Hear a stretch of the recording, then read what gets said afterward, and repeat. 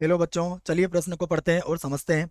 सारणिक निकाय समीकरण निकाय को आव्यूह विधि से हल कीजिए। और यहाँ में सारणी, ये जो समीकरण दी हुई है ये है 2x plus 3y plus 3z बराबर 5, x minus 2y plus Z बराबर माइनस का 4, 3x माइनस वाई माइनस का 2z बराबर 3। हमें ये समीकरण निकाय दिया गया है और हमें समीकरण निकाय को आव्यूह विधि से हल करना है बच्चों।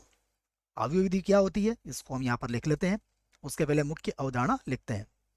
मुख्य अवधारणा जिसकी सहायता से हम इस प्रश्न को हल करेंगे।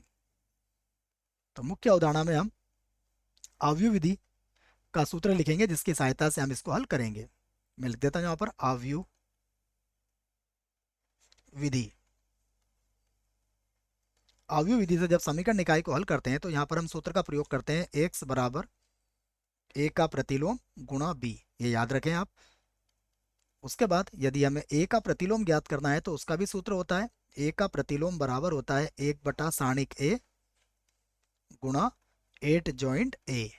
बस ध्यान रहे यहाँ पर सारणिक ए का मान कभी भी 0 के बराबर ना हो। तो इन दोनों सूत्रों की सहायता से हम इसको आराम से हल कर लेंगे। सबसे पहले हम जो समीकरण निकाय दिया गया है उसे लिख लेते हैं। समीकरण निकाय है हमारे पास 2x प्लस का 3y प्लस का 3z बराबर 5। उसके बाद है x माइनस 2y प्लस का z बराबर माइनस का 4। उसके बाद है 3x माइनस का y माइनस का 2z बराबर है 3। तो जैसा कि मैंने अभी आपको आव्यूह विधि में लिखवाया एक्स ए का व्युत्क्रम बी। तो ये क्या होते हैं यहाँ से समझेंगे। अब हम सबसे पहले बात करते हैं ए की।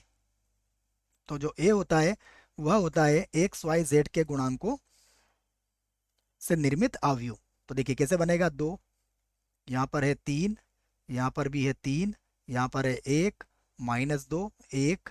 उसके बाद आ जाएगा 3 माइनस 1 माइनस 2। ये बन गया हमारा ए।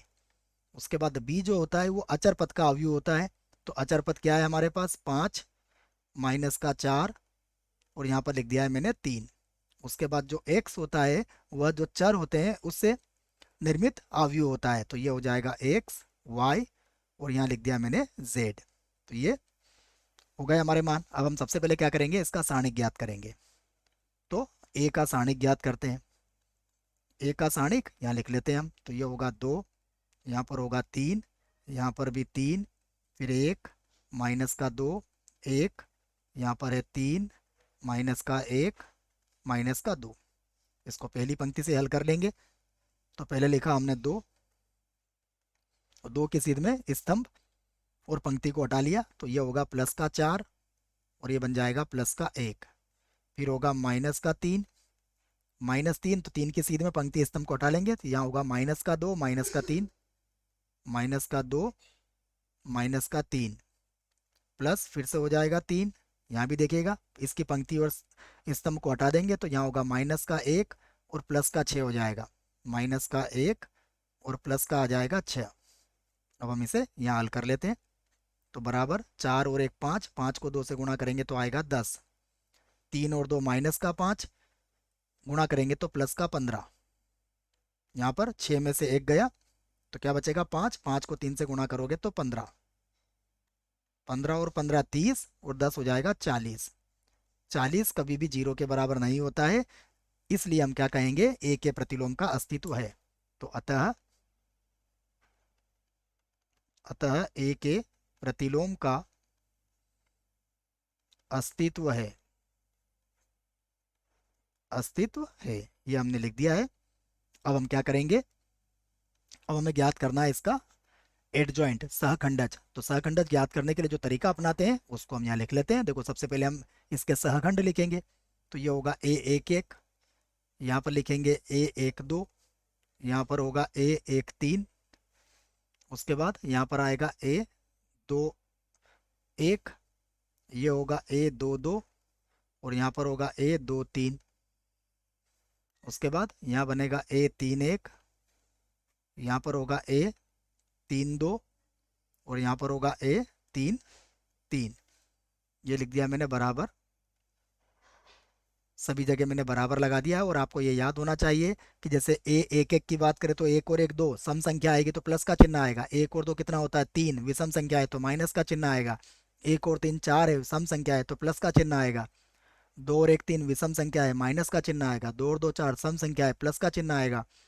2 और 3 5 तो यहाँ माइनस आएगा। 3 और 1 4 प्लस ही आएगा। 3 और 2 5 माइनस का चिन्ह आएगा। 3 और 3 6 प्लस का चिन्ह आएगा। यहाँ पर मैं सुविधा के लिए एक बार और लिख देता हूँ। ये था 2 3 3, 2 3 3। उसके बाद क्या है 1 माइनस 2 1, 1 माइनस का 2 1। उसके बाद है 3 माइनस 1 माइनस 2।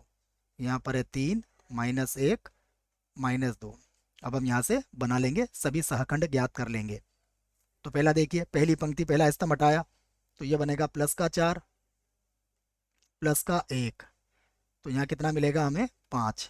1 2 की बात करते हैं तो पहली पंक्ति दूसरा स्तंभ हटाएंगे तो माइनस का 2 और इधर हो जाएगा माइनस का 3। यहाँ क्या मिला हमें माइनस का 2 माइनस का 3। हल करेंगे तो ये प्लस का 5 फिर से आ जाएगा। 1 3 पहली पंक्ति तीसरा स्तंभ हटाइए तो ये होगा माइनस का 1 और प्लस का 6। माइनस का 1 प्लस का 6 हल करने पर कितना आएगा प्लस का 5। तीनों ही जगह 5 5 आ गया है हमारा। आगे देखते हैं 2 1 दूसरी पंक्ति पहला स्तंभ हटाएंगे तो ये होगा माइनस का 6 और इधर गुणा करेंगे तो प्लस का 3। क्या आएगा मैं फिर से लिख देता हूँ। देखिए दूसरी पंक्ति पहला स्तंभ हटाएंगे तो 3 का माइनस 2 से गुणा करेंगे तो ये होगा माइनस का 6 और इधर हो जाएगा प्लस का 3। ये लिख दिया मैंने प्लस का 3। तो बराबर कितना मिला हमें 6 में से 3 गया माइनस माइनस हो गया प्लस का 3। अब 2 2 की बात करते हैं। दूसरी पंक्ति दूसरा स्तंभ तो ये होगा माइनस का 4 और माइनस का 9। माइनस का 4 हो जाएगा माइनस का 9 हो जाएगा तो बराबर कितना आ जाएगा माइनस के 13। दूसरी पंक्ति तीसरा स्तंभ दूसरी पंक्ति तीसरा स्तंभ तो ये होगा माइनस का 2 और माइनस का 9। माइनस का 2 माइनस का 9, 9 और 2 11 हो गया परंतु ये प्लस का हो जाएगा। तीसरी पंक्ति पहला स्तंभ तो ये होगा 3 और प्लस का 6। क्या बनेगा ये 3 प्लस का 6 बराबर कितना हो जाएगा 9। अब तीसरी पंक्ति दूसरा स्तंभ तो ये होगा 2 माइनस 3। यहाँ पर क्या आ जाएगा 2 और यहाँ हो जाएगा माइनस का 3 तो बराबर कितना आ जाएगा प्लस का 1। फिर 3 3 की बात करते हैं तो ये होगा माइनस का 4 और माइनस का 3 बराबर कितना हो गया माइनस का 7 हो गया। अब हम यहाँ से एड जॉइंट ज्ञात कर सकते हैं। देखो तो पहले मैं इसको मिटा देता हूँ फिर हम इसका एड जॉइंट भी ज्ञात करेंगे। एड जॉइंट लिख देता हूँ मैं यहाँ पर एड जॉइंट ए। यहाँ पर लिखते हैं हम एड जॉइंट ए। सबसे पहले सहखंडों का हम क्या करेंगे अवयव बनाएंगे। तो सारे सहखंड यहाँ पर लिख लेता हूँ मैं। यहाँ पर है 5, उसके बाद फिर से है 5, उसके बाद फिर से 5, उसके बाद है 3 माइनस के 13, उसके बाद है 11, उसके बाद है 9, उसके बाद 1 और माइनस का 7 और इसका क्या लेंगे हम ट्रांसपोज। अब यहाँ देखिए फिर से पंक्ति स्तंभ बन जाएगा तो 5 5 5। यहाँ पर हो जाएगा 3 माइनस का 13, उसके बाद है 11, उसके बाद 9 1 माइनस का 7। तो ये मैंने आप एड जॉइंट ज्ञात कर दिया है। अब हम ज्ञात करेंगे ए का इनवर्स। तो हम ए का इनवर्स अब ज्ञात कर लेते हैं अर्थात ए का प्रतिलोम ज्ञात कर लेते हैं। तो ए का प्रतिलोम किसके बराबर होता है 1 बटा सारणिक ए एड जॉइंट ए के। सारणिक का मान कितना आया है 40 तो 1 बटा 40 और फिर एड जॉइंट को लिख लेते हैं हम। तो ये होगा 5 3 9, ये है 5 3 9, उसके बाद है 5 माइनस 13 1, उसके बाद है 5 माइनस का 13 और 1, उसके बाद है 5 11 माइनस 7। यहाँ पर है 5 11 और माइनस का 7। ये आ गया हमारे पास ए का इनवर्स। अब आव्यूह विधि का प्रयोग यहाँ करने वाले हैं तो मैं लिख देता हूँ आव्यूह विधि से। आव्यूह विधि से देखिए आव्यूह विधि से जो सूत्र है उसको हम लिख लेते हैं। क्या सूत्र है सूत्र है आव्यूह विधि से x किसके बराबर होगा a का प्रतिलोम गुणा b के। अब हम x से संबंधित सारे मान यहाँ पर रख देते हैं। तो यहाँ पर लिखूंगा मैं सबसे पहले x का मान ये होगा एक्स वाई जेड, ये लिख दिया मैंने। उसके बाद ए का प्रतिलोम लिखा हुआ है 1/40। उसके बाद यहाँ पर 5 3 9, उसके बाद 5 माइनस का 13 1, उसके बाद 5 11 माइनस का 7। उसके बाद यहाँ पर क्या लिखेंगे हम, बी का मान। तो बी का मान कितना था देखो, बी का मान है 5 माइनस 4 3, ये है 5 माइनस का 4 और ये है 3, है ना, ये 5 लिखा है। इसका गुणा कर लेते हैं, तो फिर से लिखूंगा मैं, ये होगा एक्स वाई जेड बराबर 1/40। इसको गुणा कर लेते हैं, 5 को 5 से गुणा करेंगे तो आएगा 25, 4 को 3 से गुणा करेंगे तो माइनस का 12, और 9 को 3 से गुणा करेंगे तो 9 18 27, यहाँ पर लिख दिया मैंने 27। फिर 5 को 5 से गुणा करेंगे तो आएगा 25, 13 को 4 से गुणा करेंगे तो प्लस का हो जाएगा 52, और 3 को 1 से गुणा करेंगे तो आ जाएगा प्लस का 3।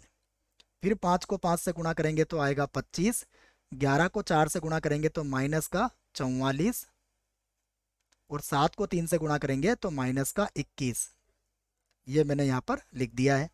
एक बार और लिख लेते हैं इसको, जिससे कि सारी बातें स्पष्ट हो जाए। तो फिर से लिखता हूँ मैं, यहाँ पर हो जाएगा एक्स, ये है वाई और ये है जेड बराबर 1/40। इसे हल कर लेते हैं। देखो 27 में से जब आप 12 को घटाओगे तो कितना बचेगा, 15 बच जाएगा। तो 15 और 25 कितना हो जाएगा, 40। तो यहाँ पर तो कितना लिख दिया मैंने, 40। यहाँ पर ये हो जाएगा 55। देखो ये 52 और 3 55 हो गया, 55 में कितना जोड़ोगे आप, 25, तो ये हो जाएगा 10 और ये हो जाएगा 80 बच्चों। तो यहाँ पर लिख दिया मैंने 80। उसके बाद सबसे पहले 44 और 21 को जोड़ लेते हैं हम। तो 44 और 21 क्या हो जाएगा, देखो 4 और 1 5, और 4 और 2 हो जाएगा 6। ठीक है, ये माइनस का होगा, इसमें से हम कितना घटाएंगे, इसमें से हम 25 घटा देंगे तो कितना बचेगा, देखो 0, और ये बच जाएगा 4, तो ये माइनस का 40 बचेगा बच्चों, माइनस का 40। अब सभी में 40 का भाग लगा दीजिए आप। जब 40 का भाग लगाएंगे तो ये बराबर कितना लिख सकते हो आप, इसको बराबर में लिख सकते हो आप, 40 का भाग लगाओगे तो 1 2 -1। अब आप तुलना करके एक्स वाई जेड के मान ज्ञात कर लोगे। तो मैं लिख देता हूँ, अतः एक्स का मान कितना आएगा, 1, वाई का मान कितना आएगा, 2, और जेड का मान कितना आएगा, -1। और यही हमारे प्रश्न का उत्तर होगा। आशा करता हूँ आपको इस प्रश्न का उत्तर समझ में आया होगा। धन्यवाद।